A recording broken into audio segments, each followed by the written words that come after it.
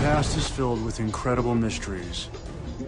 The clues to solving them are all around, hidden in plain sight.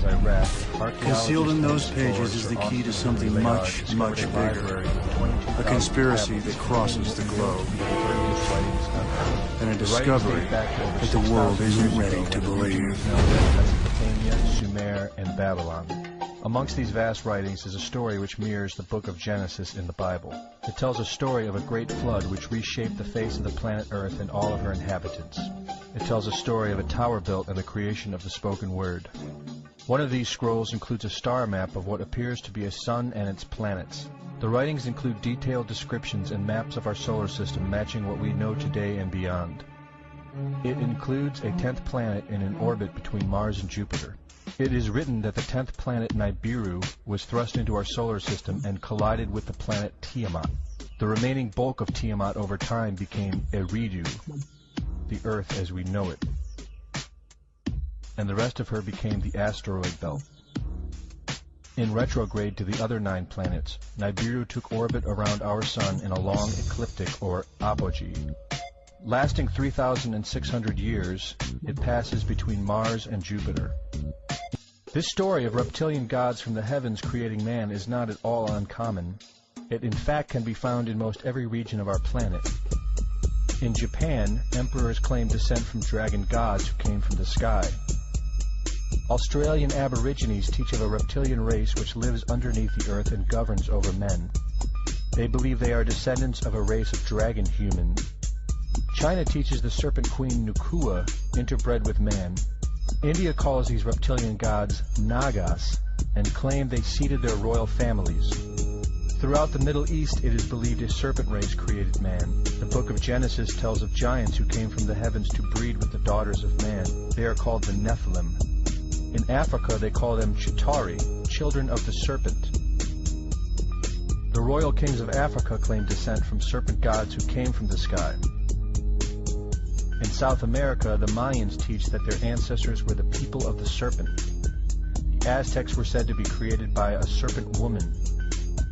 In America, the Hopi Indians believe sky gods came to Earth to breed with their women and refer to them as their snake brothers.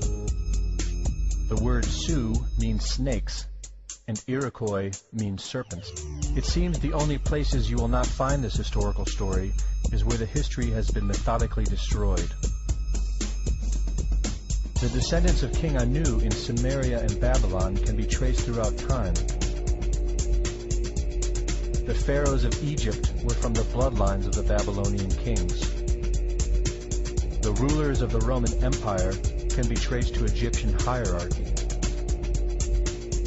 All throughout Europe, the royal families can be traced back to the great Roman emperors.